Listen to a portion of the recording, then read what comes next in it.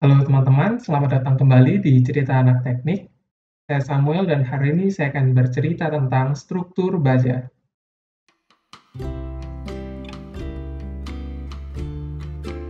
Struktur baja mempunyai daftar cerita seperti berikut, dan pada hari ini saya akan membahas tentang batang tekan. Pertama-tama saya akan menjelaskan dasar teorinya terlebih dahulu. Jika saya mempunyai material baja dengan profil penampang seperti demikian, yang dibebani tekan sebesar P, maka penampang tersebut akan memiliki kecenderungan untuk berdeformasi seperti demikian. Jika diketahui momen di sepanjang X sama dengan P dikalikan dengan Y, dan momen kurvatur kita dapatkan seperti demikian, maka kita bisa mensubstitusikan nilai momen pada persamaan momen kurvatur hingga kita mendapatkan persamaan seperti demikian. Solusi untuk persamaan di atas dapat diberikan seperti berikut. Y sama dengan A sin Kx ditambah B cos Kx, di mana K kuadrat kita definisikan sebagai P per EI. Nah, sekarang kita akan mengecek kondisi batasnya. Untuk nilai Y sama dengan 0 atau tidak berdeformasi, maka kita memiliki kondisi batas di X sama dengan 0 dan juga di X sama dengan L. Maka untuk kondisi batas pertama, kita dapatkan nilai B sama dengan 0. Dan untuk kondisi batas kedua, kita dapatkan persamaan 0 sama dengan A sin KL. Kita juga dapat menyelesaikan persamaan ini dengan mendefinisikan A sama dengan 0, yaitu tidak ada defleksi. Dan 2, nilai KL sama dengan 0, atau tidak ada beban yang bekerja.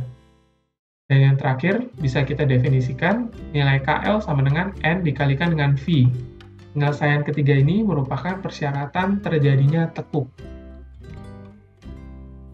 Jika kita memiliki persamaan A dan B seperti demikian, maka kita bisa mensubstitusikan persamaan A ke dalam persamaan B, hingga kita dapatkan persamaan P sama dengan N kuadrat dikalikan dengan V kuadrat kali EI per L kuadrat.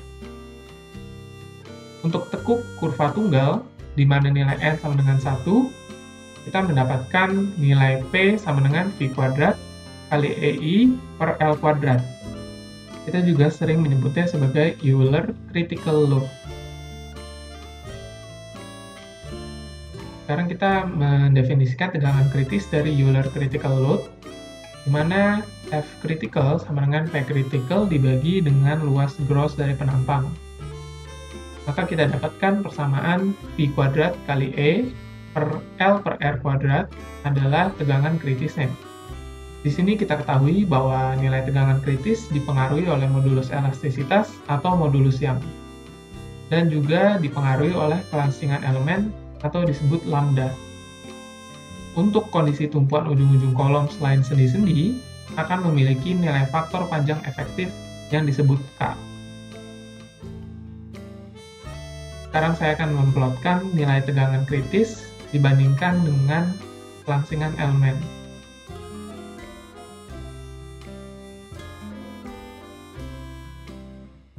Dari grafik ini bisa kita lihat bahwa kita memiliki suatu nilai lambda yang membatasi perilaku tegangan elastik dan juga tegangan inelastik.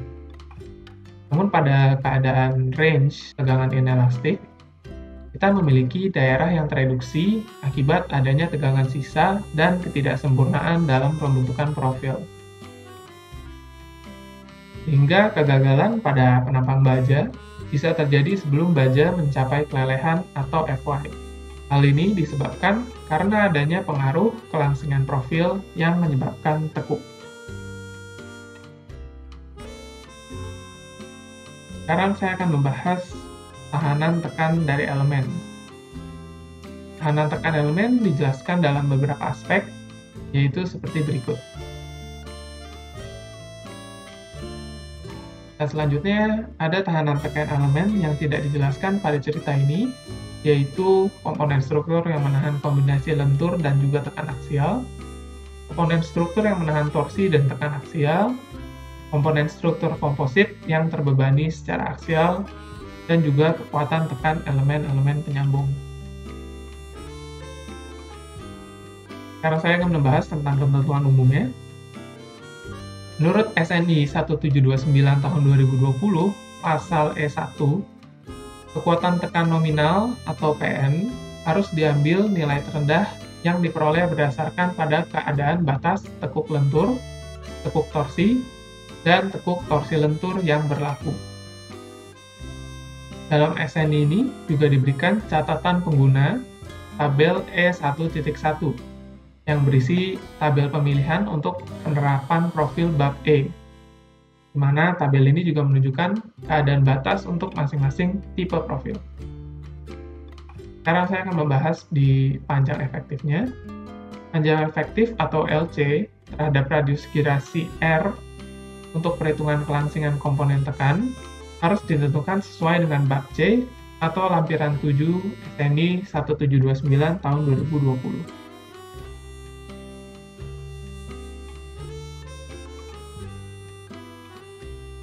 Ini juga memiliki catatan untuk komponen struktur yang didesain terhadap tekan, rasio kelangsingan efektif atau LC per R sebaiknya tidak melebihi 200. Dan panjang efektif LC dapat ditentukan melalui metode-metode lain selain penggunaan faktor panjang efektif K. Di sini saya memberikan tabel dari ISC Steel Construction Manual yang menunjukkan nilai-nilai K atau Effective Length Factor untuk masing-masing kondisi perletakan elemen.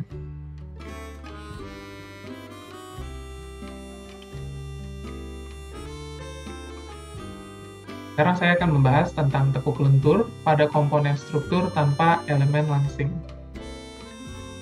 Kekuatan tekan nominal atau PN harus ditentukan berdasarkan keadaan batas berupa tekuk lentur, di mana PN sama dengan tegangan kritis dikalikan dengan luas gross penampang. Dan untuk tegangan kritis dapat kita tentukan sebagai berikut. Bila nilai kelangsingan penampang lebih kecil sama dengan 4,71 dikalikan dengan akar E per Fy, atau nilai Fy dibagi nilai F efektif lebih kecil sama dengan 2,25, maka tegangan kritisnya mengikuti persamaan pada opsi A, di mana bagian A ini merupakan tegangan kritis pada daerah inelastik grafik yang telah kita gambar sebelumnya. Dan untuk keadaan kelangsingan penampang lebih besar sama dengan 4,71 dikalikan dengan akar E per Fy, atau nilai Fy per F efektif lebih besar sama dengan 2,25, nilai tegangan kritisnya mengikuti persamaan dari opsi B. Ini merupakan tegangan kritis yang berlaku pada daerah elastik grafik yang telah kita gambar sebelumnya. Di sini nilai Fe merupakan tegangan tekuk elastis yang ditentukan sesuai dengan persamaan berikut. Sekarang saya akan membahas tekuk torsi dan tekuk torsi lentur untuk siku tunggal dan komponen struktur tanpa elemen langsing. Kekuatan nominal tekan PN juga ditentukan seperti berikut. Dan tegangan kritisnya dapat kita tentukan mengikuti persamaan sebelumnya. Namun kita memiliki nilai tegangan tekuk elastis torsi yang ditentukan sebagai berikut. Untuk komponen struktur simetris ganda yang mengalami torsi terhadap pusat geser, kita mengikuti persamaan demikian.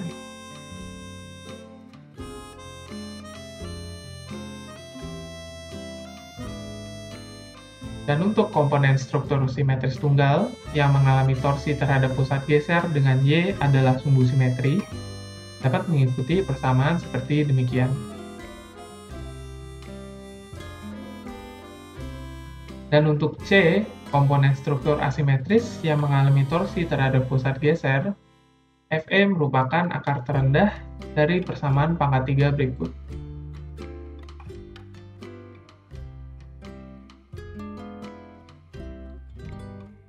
Sekarang saya akan membahas tentang komponen struktur tekan siku tunggal.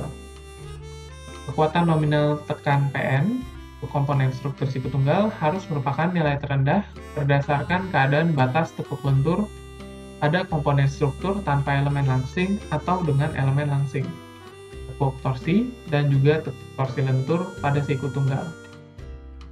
Tekuk lentur torsi bisa tidak diperhitungkan bila nilai B per T atau nilai lebar per tebalnya lebih kecil sama dengan 0,71 dikalikan dengan akar E per Fy. Sekarang untuk efek eksentrisitas komponen struktur siku tunggal boleh diabaikan apabila dievaluasi sebagai komponen struktur terbebani aksial dengan salah satu rasio kelangsingan efektif berikut. Untuk siku yang merupakan komponen struktur individu atau komponen struktur badan dari rangka batang dengan komponen struktur badan yang berdekatan disambungkan pada sisi yang sama dari pelat buhul atau chord, memiliki beberapa keadaan. Keadaan pertama, jika siku sama kaki atau tidak sama kaki disambungkan melalui kaki yang lebih panjang. Nilai kelangsingannya mengikuti syarat-syarat berikut. Dan untuk siku sama kaki atau tidak sama kaki yang disambungkan melalui kaki terpendek, nilai LC per R dari persamaan di atas harus ditambahkan nilai tersebut dan diambil tidak kurang dari 0,95 kalikan dengan L per RZ. Dan keadaan B untuk siku yang merupakan komponen struktur badan box atau rangka batang ruang dengan komponen struktur badan yang berdekatan dipasang di sisi yang sama pada pelat buhul atau chord. Untuk keadaan pertama, ketika siku sama kaki atau tidak sama kaki disambungkan melalui kaki yang lebih panjang, maka nilai LC per R mengikuti syarat-syarat berikut. Dan untuk siku sama kaki atau tidak sama kaki yang disambungkan melalui kaki terpendek, nilai LC per R dari persamaan di atas juga harus ditambahkan nilai tersebut dan diambil tidak kurang dari 0,82 L per RZ.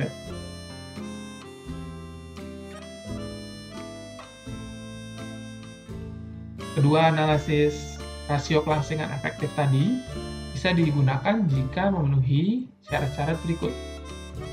Yang pertama, komponen struktur harus dibebani tekan di ujung-ujung melalui satu kaki yang sama. Yang kedua, komponen struktur disambung dengan las atau dengan minimum 2 baut. Yang ketiga, tidak ada beban transversal di antara kedua ujung batang. Yang keempat, nilai LC per R yang ditentukan tidak boleh melebihi 200. Dan yang terakhir, untuk siku yang tidak sama kaki, rasio lebar kaki terpanjang terhadap kaki terpendek kurang dari 1,7. Sekarang saya akan membahas tentang komponen struktur tersusun. Di kekuatan tekan nominal komponen struktur tersusun dari dua profil yang dihubungkan dengan baut atau las harus ditentukan sesuai kekuatan tekuk lentur tanpa elemen langsing atau dengan elemen langsing, tergantung dari profil penampangnya. Tekuk torsi dan tekuk torsi lentur siku tunggal. Untuk konektor menengah atau perantara yang dibaut secara kencang penuh, nilai kelangsingannya dapat dihitung seperti berikut. Untuk konektor antara yang dilas atau dibaut pratarik, maka kita mengikuti dua syarat untuk menentukan nilai kelangsingannya.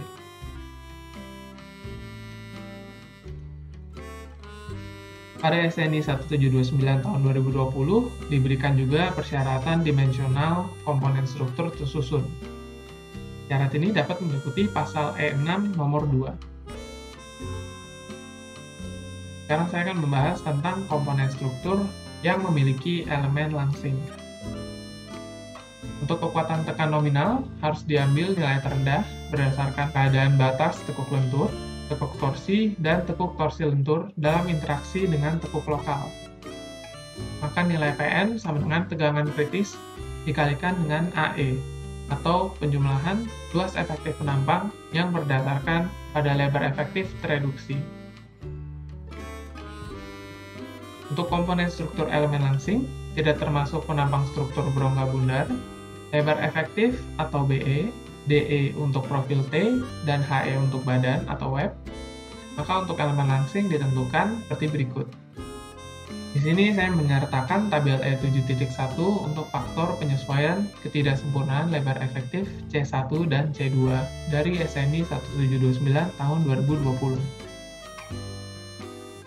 Untuk penampang struktur berongga bundar, luas efektif AE dapat ditentukan sebagai berikut.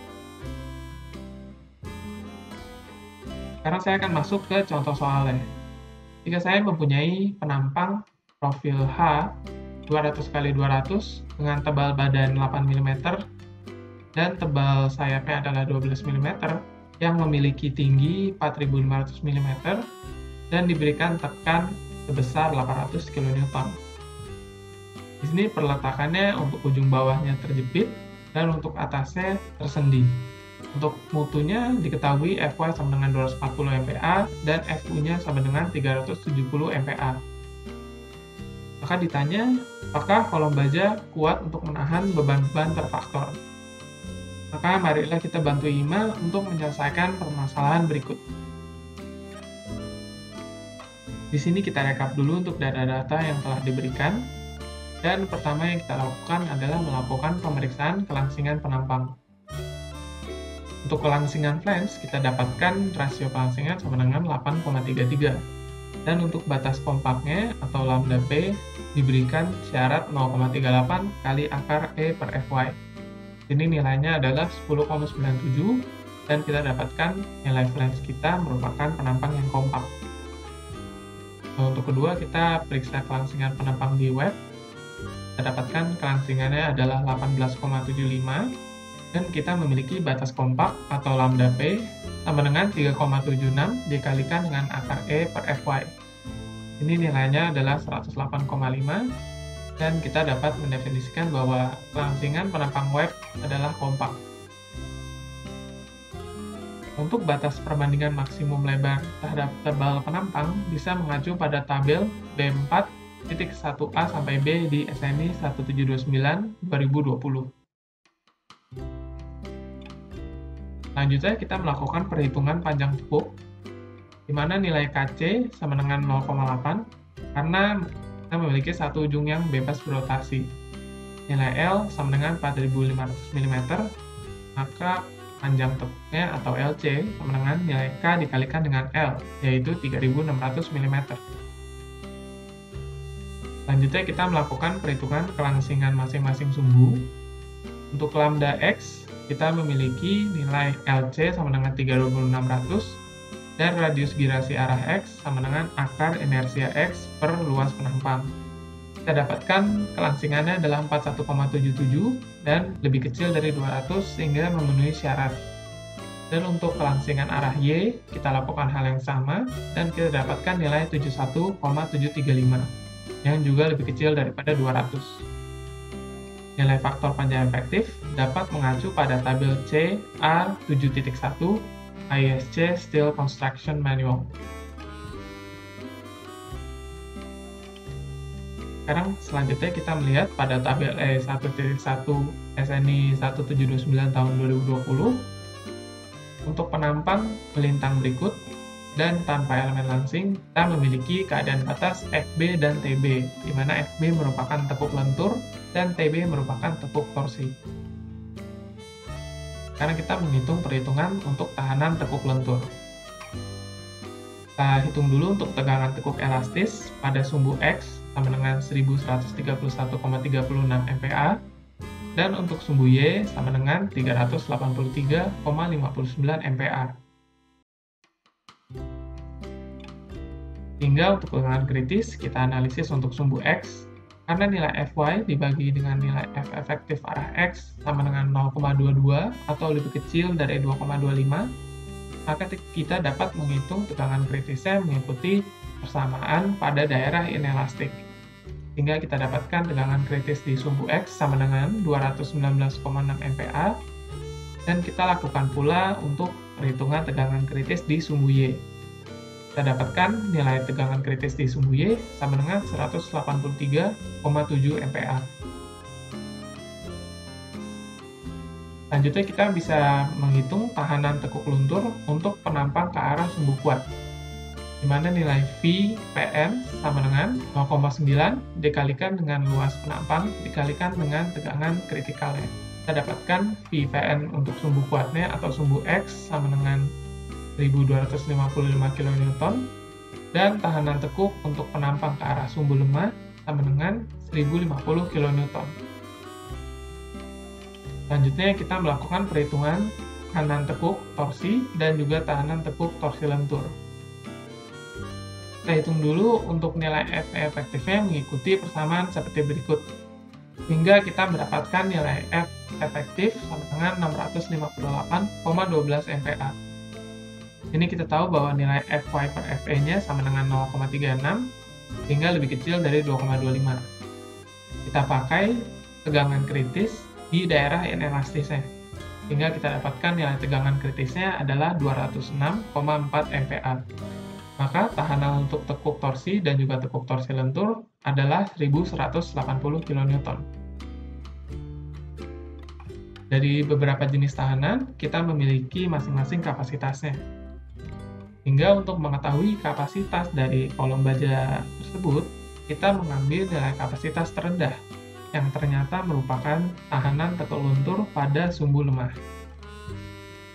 Karena beban yang bekerja adalah 800 kN, nilai tahanan tekan tekuk luntur untuk sumbu lemah lebih besar daripada gaya yang bekerja, sehingga kolom baja pun mampu menahan beban-beban. Di sini IMA telah berhasil menyelesaikan permasalahan struktur baja pada hari ini, dan IMA juga bersiap-siap untuk menyelesaikan permasalahan struktur baja selanjutnya. Dan contoh soal tersebut juga mengakhiri sesi cerita kita pada hari ini. Semoga apa yang telah dijelaskan dapat diserap dengan baik dan membantu teman-teman semua. Untuk mendapatkan cerita-cerita selanjutnya, jangan lupa untuk selalu mendukung channel kami dengan melakukan like, komen, dan juga subscribe. Terima kasih, saya mohon pamit, dan marilah kita menjadi lebih pintar setiap hari.